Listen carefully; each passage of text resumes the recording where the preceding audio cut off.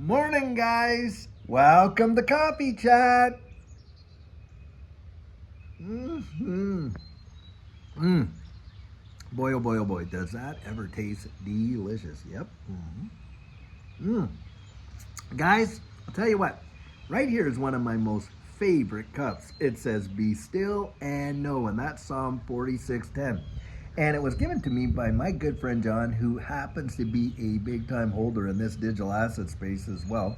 And I love it because the actual full verse is, "Be still and know that I am God." And I always love to say, hey, I don't know what the future holds, but I know who holds the future. And that gives me a lot of peace of mind, I'll tell you what. But on top of that, I love the whole idea of be still and know, because in this space, you got to be still and know what you hold and be still and know where we're going, kind of thing. I'll tell you that right there. Yeah. Mm-hmm. Wow, what a gorgeous day as well.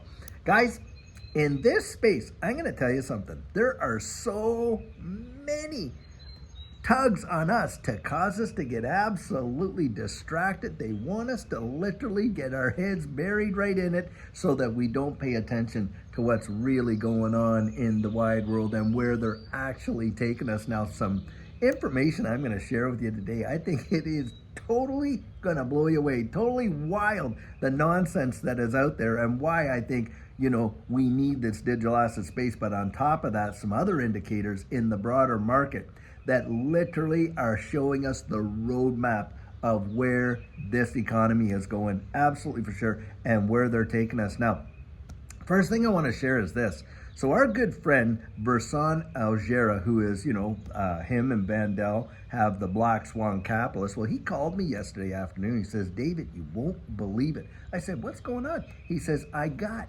debanked." I said, "Well, what do you mean you got debanked?" He says his bank literally sent him a letter telling him that they no longer want to help him or service his accounts and things like that. And get this, guys, their excuse is because he withdrew too much money. Can you hear that? He withdrew too much money. Now, not all at one time either.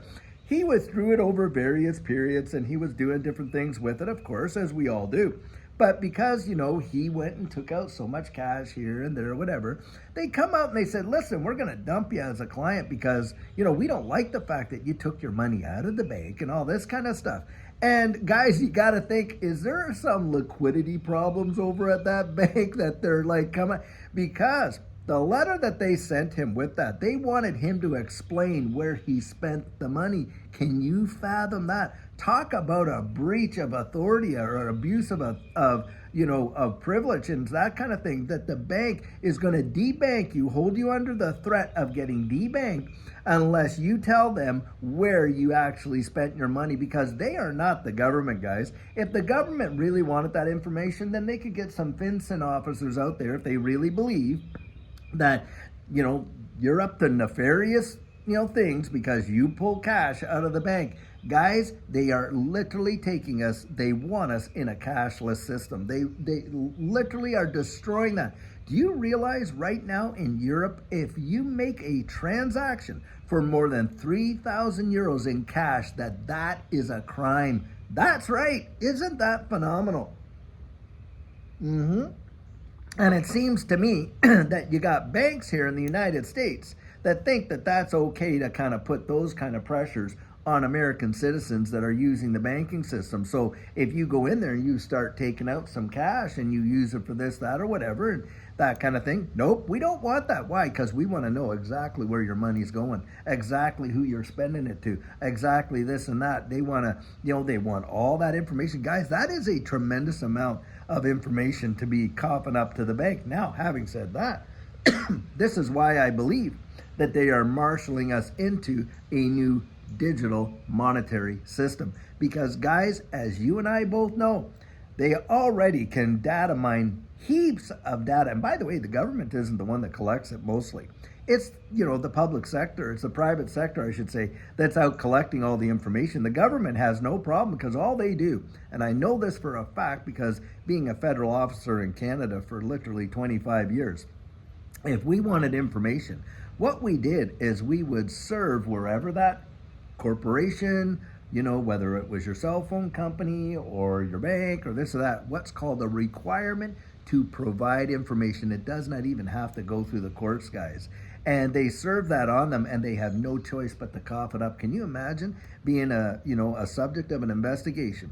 Your government doesn't have to collect the information on you. All they do is they have just serve documents, to the various providers, right? And they get all your cell phone records, all your text messages, all your phone, everything. And beyond that, with your bank, they can get absolutely every transaction that you have ever made. It does not matter what method you use to do it. That information is available, and the government will get it. But what blows me away is that here you got a bank. You don't have a person who's subject to any kind of investigation, and the bank themselves are demanding to know where he spent his money. That is obscene and insane. But it shows you guys that where we're going. And this is why you want to be able to get ahead of this and be able to see how can you position yourself so that, number one, you have the biggest advantage. Because whether we like it or not, and I don't like it, I'm going to make that right clear right now. Nobody likes to have their anonymity stripped from them, arbitrarily and for no reason. And it is not this whole, well, if you don't have anything to hide stuff. That has nothing to do with it. Baked right into the very nature of who we are is the ability to, have our own thoughts, have our own feelings, this and that. Anonymity is not the same as trying to hide stuff from people and things like that. You're allowed to have some anonymity. That is part of your autonomy as a human being. To me, that is a God-given right. But of course, those rights are being stripped from us. And yes, this digital asset space is going to be a part of that, whether we like it or not. That right there is the truth.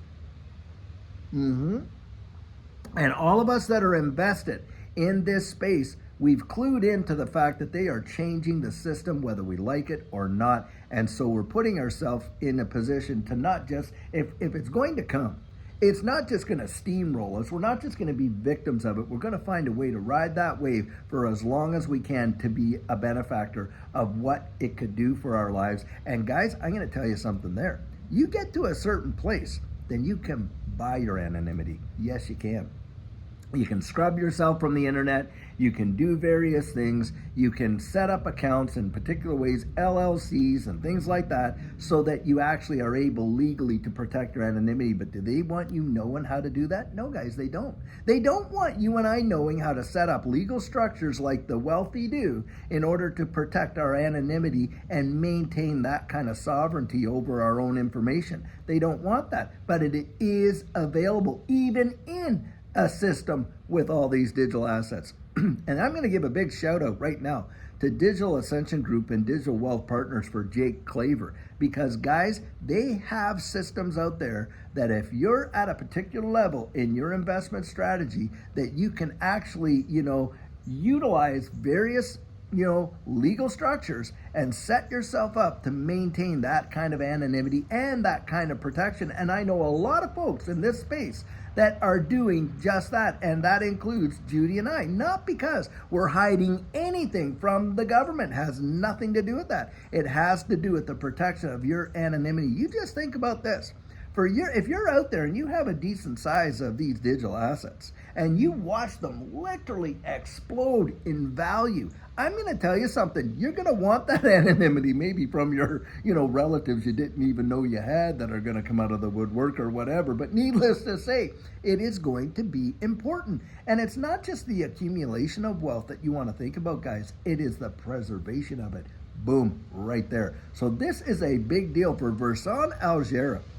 A very, well-known individual in this digital asset space through Black Swan Capitalists and stuff like that. This guy has interviewed some really amazing people. Andy Sheckman, he's interviewed Gerald Salante and all kinds of other really, big names and this type of stuff. And the bank literally turns around and debanks him because that he ended up taking out too much money. Now that just takes the cake right there. Boy, oh boy. Now, something else that is going on in the broader economy that I think really is telltale is this. The European Central Bank has gone out there and, guys, they have reduced rates for the 7th time consecutively. 25 more basis points, bang.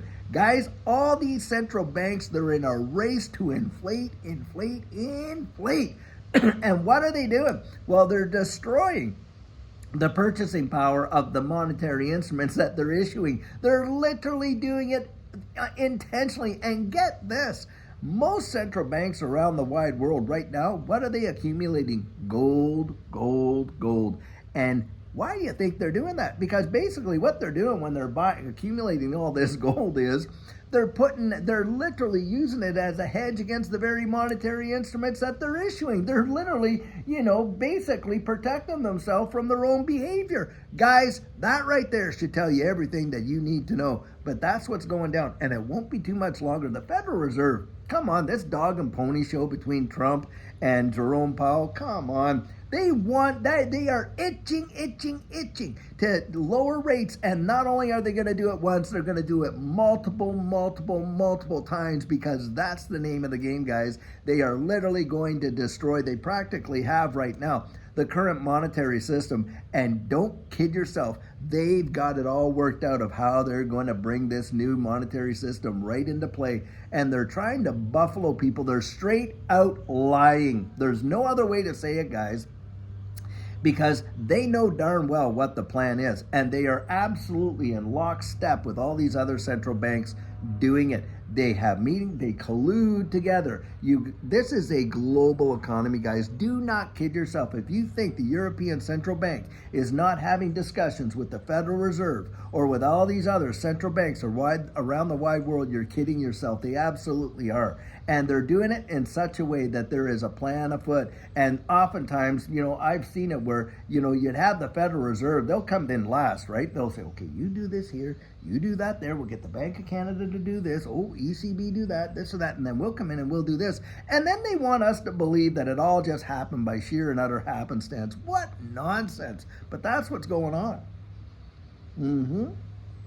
And you watch, the DXY is under great pressure right now, and I think it's going to have continued pressure, and I do believe we're going to see it really dip. Now, when that happens, I believe that this digital asset space is going to fly. Why do I believe that? Well, every other time that we have watched the DXY literally tumble, all things measured against the dollar literally soared. So you're talking equities, commodities, this digital asset space. And guys, the volatility of this digital asset space usually outdoes the equity and the commodities markets. And that same volatility that has driven it down literally sends it soaring. That is historically what's happened. And that has been my observation, and that is my opinion of what may happen. Should we see this again? I really do believe that it will happen. But that's where I always encourage you, no matter what I say, don't take my word for it. You go look it up for yourself and find out if what I said is actually true or whether you believe it or not. That's up to you. Hey, okay. But I'll tell you, that is what we believe, and that's why we have positioned ourselves right now. And I do not hold on to a lot of dollars. I want to get my seed in the ground right there so it can produce a harvest, guys. That's the whole point. When you think of your money like seed, and I've used this example, when I'm on my coaching and stuff like that. You think of your money like seed. Well, hey, you got to eat some seed. Lights need stayed on. This has to happen. That has to happen. I get it, okay? But you got to have seed to sow. Now, if you took an apple seed and you went over to the red desert of Dubai and you planted that apple seed in the dirt over there, do you think you're getting any apples? Probably not. Why not? Soil matters, guys. Soil matters. It's not your seed. Find soil. Dig. Find the right soil. And for Judy and I'm telling you, have we ever spent hours, I'm talking countless, hundreds of hours, investigating this space, reading documents, looking at this, looking at that, measuring the sentiment in the marketplace, looking at the technical analysis of things, digging up all the fundamentals, taking all of that sentiment and applying it towards the assets that we're investing in, and considering how much of an impact that will have on the potential appreciation of those assets we're investing in. Guys, that's called speculation. And there is not an investment on the face of the earth that does not involve some measure of speculation. You are not throwing dice on a table in Las Vegas over there. You are not gambling. What you're doing is you're speculating. and you're making decisions about potential return on your investments and how that could change your life. And guys, I'm going to tell you something. It's my personal belief that this space represents probably the single greatest opportunity that most people will have seen in generations, and more than likely will result in the greatest wealth transfer of history of mankind once all the dust settles. I genuinely do believe that.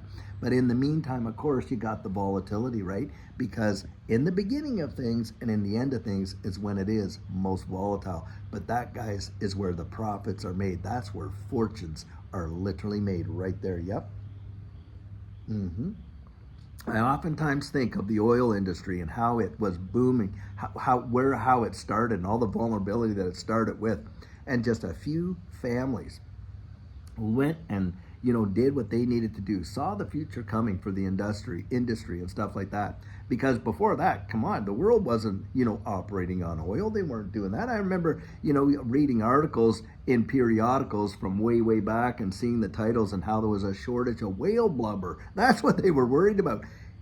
Now, guys, these families went out there, and boy oh boy, did they ever literally became just staggeringly rich because they actually took that risk. You think of the Rockefellers and different ones like that. That's exactly how it went down. You can read the history of it yourself and find out, but that's exactly what happened. And for generations, it impacted their lives. I believe this right here, the fourth industrial revolution, as they're calling it, is a generational opportunity. I genuinely do believe that. And should Jesus tarry, I think it will literally have the potential to shape the entire future of what's coming in the wide world. In fact, I think it won't even be that long. My estimation, with all that's coming down and how they're going to literally bring about this new system, I'm guessing within 5 years you won't even recognize the way the world works today versus then. Look, if you went back before 2007, let's say even 2004, it doesn't seem like that long ago for those of us that's been around. These devices that we're talking on right now, these smartphones, they weren't even available until 2007.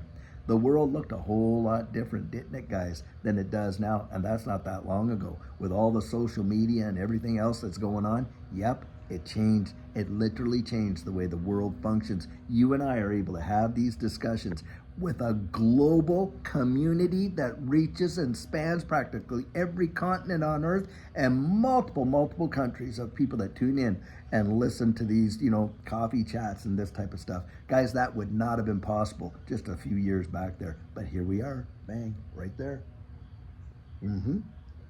That'll give you a massive indication of where we're going. And I'll tell you guys, it is going to be phenomenal. I genuinely believe it. Well, guys, I'll tell you what, until later on today when we have another amazing video for you, I sure hope you have a fabulous one and take care.